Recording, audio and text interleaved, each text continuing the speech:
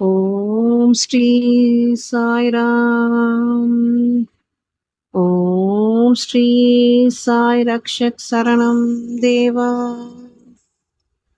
அன்பு நண்பர்களே, இன்று நமது சாயின் சச்சரிதம் பயணத்தில் மிகவும் முக்கியமான ஒரு அத்தியாயத்தை பார்க்க போகிறோம். அத்தியாயம் 15. இந்த அத்தியாயத்தில் சாய்பாபாவின் அற்புதமான உபதேசங்கள், பக்தர்களின் வாழ்க்கையில் நடந்த மாற்றங்கள் மற்றும் அவருடைய கருணை அருள் எவ்வாறு அனைவரையும் வழி நடத்துகிறது என்பதை காணப்போகிறோம். இந்த அத்தியாயம் நம்மை மனதளவில் வலுப்படுத்தி நம்பிக்கை மற்றும் பக்தியை மேலும் வளர்க்கும் ஒரு அருமையான பாடமாக இருக்கும். ஆகையால் வீடியோவை முடிந்தவரை பார்த்து சாய் அனுபவத்தை நம் மனதில் பதிய வைப்போம். ஓம் சாய்ராம். அத்தியாயம் 15. நாரத இசைமுறை. திரு சோல்கரின் சர்க்கரை இல்லாத தேநீர் 2 பல்லிகள். ஷீரடியில் ஸ்ரீராம நவமி திருவிழாவை பற்றி 6வது அத்தியாயத்தில் குறிப்பிட்டிருப்பதை நூலை கற்போர் நினைவு கூர்ந்தறியலாம். எவ்விதம் அத்திருவிழா முதலாக நடைமுறைக்கு கொண்டு வரப்பட்டது, எவ்வாறு ஆரம்ப வருடங்களில் அவ்விழாவின் போது கீர்த்தனைகள் பாடுவதற்கான ஒரு ஹரிதாஸை, அதாவது பாடகரை பெறுவது எவ்வளவு பெரும் கடினமானதாய் இருந்தது, எவ்வாறு தாஸ்கனுவிற்கே இவ்விழாவினுடைய கீர்த்தனை பொறுப்பை நிரந்தரமாக பாபா ஒப்படைத்து அதிலிருந்து தாஸ்கனு அதனை எவ்வாறு வெற்றிகரமாக நிறைவேற்றி கொண்டு வருகிறார் ஆகியவர்களை நினைவு கூர்ந்தறியலாம். நாரத இசை பத்ததி. பொதுவாக நமது ஹரிதாசர்கள் கீர்த்தனைகள் செய்யும் போது மகிழ்வு நாள் உடைகளையும் முழு உடைகளையும் அணிகிறார்கள். பேடாவோ டர்பனோ ஏதாவது ஒரு தலை அணி அணிந்து கொள்கிறார்கள். நீளமான அலைமோதும் கோட், உள்ளே ஒரு சட்டை, தோள்களில் அங்கவஸ்திரம், இடுப்புக்கு கீழே வழக்கமான நீல வேட்டியும் அணிகிறார்கள். ஷீரடி கிராமத்தில் ஏதோ ஒரு கீர்த்தனைக்காக தாஸ்கனு ஒருமுறை இவ்வாறாக உடையணிந்து பாபாவிடம் வணங்குவதற்காக சென்றார். பாபா, நல்லா இருக்கு மாப்பிள்ளே, இவ்வளவு அழகாக உடையணிந்து நீ எங்கே சென்று கொண்டிருக்கிறாய் என்று கேட்டார். கீர்த்தனை செய்வதற்கு என்று பதில் வந்தது. அப்போது பாபா, இச்சிறு அலங்கார பொருட்கள் எல்லாம் எதற்கு? கோட்டு, அங்கவஸ்திரம், குல்லாய் முதலியன எல்லாவற்றையும் எனக்கு முன்னால் கழற்றிவிடு என்று கூறினார். தாஸ்கனு உடனே எடுத்து பாபாவின் பாதத்தடியில் அவற்றை வைத்தார். அதிலிருந்து கீர்த்தனை செய்யும் போது தாஸ்கனு இவற்றையெல்லாம் அணிவதில்லை. இடுப்புக்கு மேல் அவர் ஒன்றும் அணிவதில்லை. கைகளில் ஜதை, சப்ளாக்கட்டை, கழுத்தில் ஒரு மாலை, இவற்றுடனே இருந்தார். எல்லா பாடகர்களும் கைக்கொள்ளும் முறையுடன் இது ஒத்ததாய் இல்லை. ஆனால் இதுவே மிக சிறந்த, மிக தூய வழியாகும். கீர்த்தனை பத்ததிகளை படைத்துருவாக்கிய நாரத ரிஷியே மேல் உடம்பிலும் தலையிலும் ஏதும் அணியவில்லை. தம் கையில் வீணையேந்தி இடந்தோறும் அலைந்து திரிந்து கடவுளின் புகழை பாடினார். திரு சோல்கரின் சர்க்கரை இல்லாத டீ. பூனா, அகமத் நகர ஜில்லாக்களில் பாபா அறிந்து கொள்ளப்பட்டார். ஆனால் திரு நானா சாஹேப் சாந்தோர்கர் தனது சொந்த தனிப்பட்ட முறையிலான உரையாடல்களாலும் தாஸ்கனு தனது மிக உயர்வான கீர்த்தனைகளாலும் கொங்கணத்தில், பம்பாய் ராஜதானியில் பாபாவின் புகழை பரப்பினார்கள். உண்மையில் தாஸ்கனுதாம் அவரை கடவுள் ஆசிர்வதிப்பாராக தமது அழகிய ஒப்புமையற்ற கீர்த்தனைகளால் அங்கே இருந்த ஏராளமான மக்களுக்கு பாபாவினால் பயனுறும்படி செய்தார். கீர்த்தனைகளை கேட்க வந்த மக்கள் வெவ்வேறு சுவையுள்ளவராய் இருப்பர். சிலர் ஹரிதாஸின் அறிவாழத்தை அல்லது புலமையை விரும்புவர்.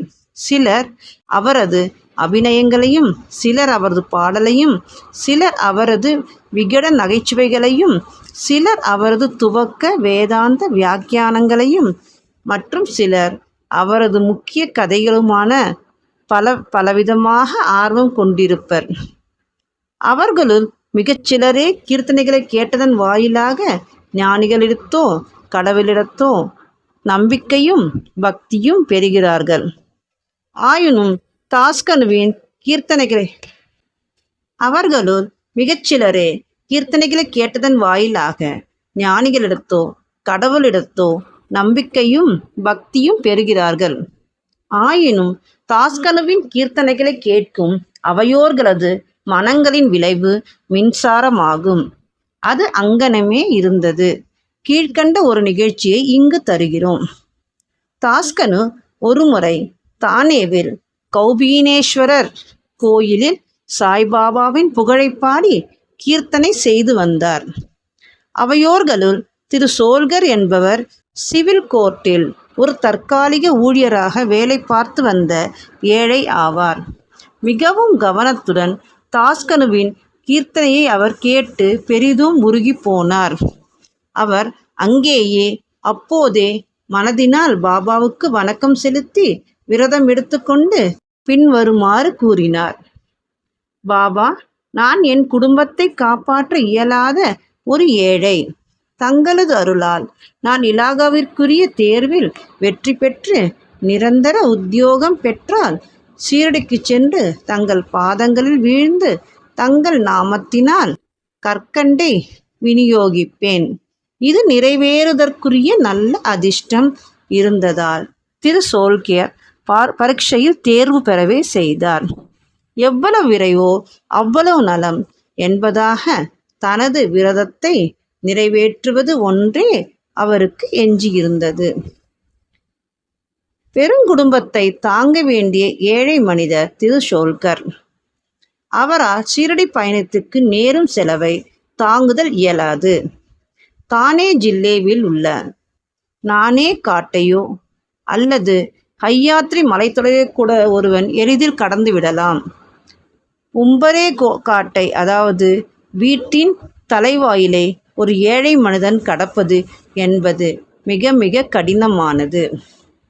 எவ்வளவு விரைவில் தனது விரதத்தை பூர்த்தி செய்ய முடியுமோ அவ்வளவு விரைவில் பூர்த்தி செய்ய ஆவலும் கவலையும் முற்ற திரு சோல்கர் தனது செலவை குறைத்து சிக்கனப்படுத்தி தேநீரிலும் சர்க்கரை உபயோகிப்பதில்லை என முடிவு செய்து தேநீரை சர்க்கரை இன்றியே அருந்தத் தொடங்கினார். இவ்வாறாக அவர் சிறிது பணம் சேகரிக்க இயன்றதும் ஷீரடியை வந்தடைந்து பாபாவின் தரிசனத்தை பெற்றார். அவர் பாதங்களில் வீழ்ந்தார். ஒரு தேங்காயை அர்ப்பணித்தார். தனது விரதப்படி அந்த கரண சுத்தியுடன் கற்கண்டை விநியோகித்தார்.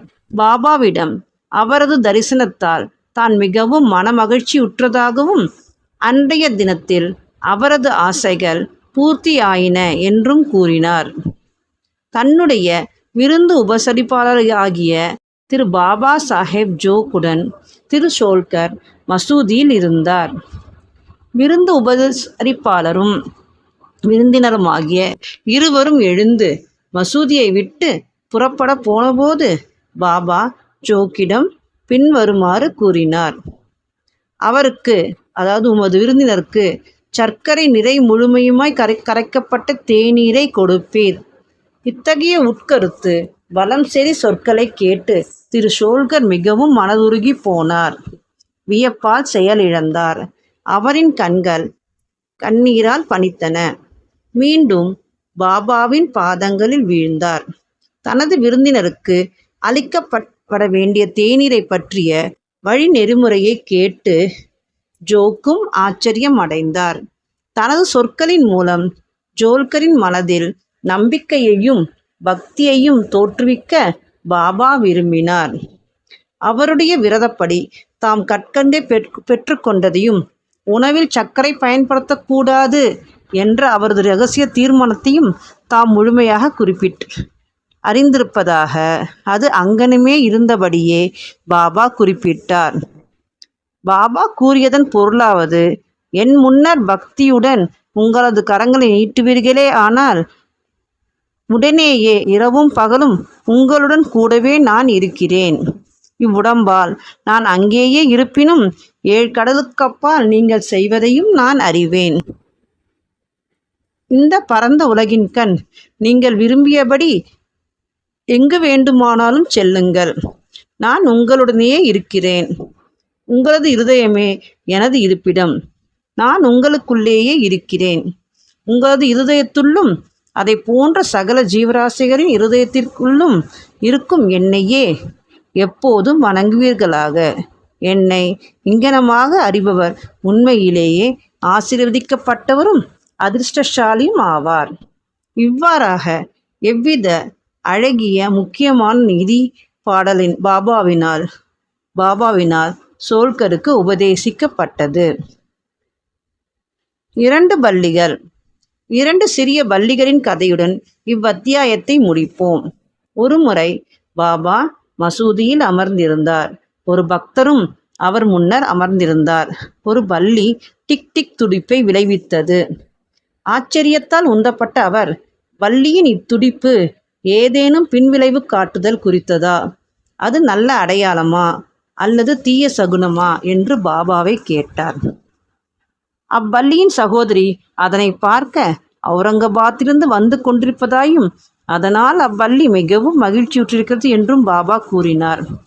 பாபா சொல்லுவதன் அர்த்தம் புரியாமல் அவர் மௌனமாய் அமர்ந்திருந்தார். உடனேயே அவுரங்காபாத்திலிருந்து குதிரையில் ஒரு பெருந்தகை பாபாவை பார்க்க வந்தார். அவர் மேற்கொண்டு பயணத்தை தொடர விரும்பினார். ஆனால் அவரது குதிரை பசியாய் இருந்தபடியால் நகர்வதாக இல்லை.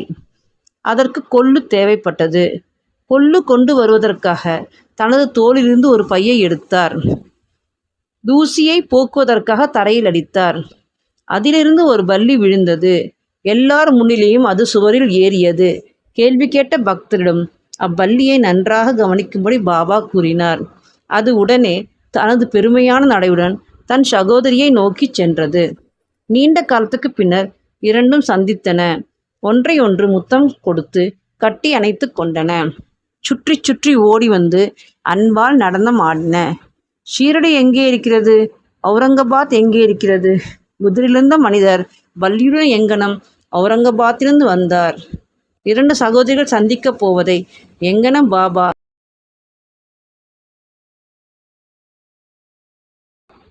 முன்னாலேயே தீர்க்க தரிசனம் செய்தார். இவை எல்லாம் உண்மையிலேயே மிகவும் ஆச்சரியமானதுதான். பாபாவின் எங்கு நிறை பேரறிவையும் அனைத்தையும் உணரும் ஆற்றலையும் மெய்ப்பிக்கிறது.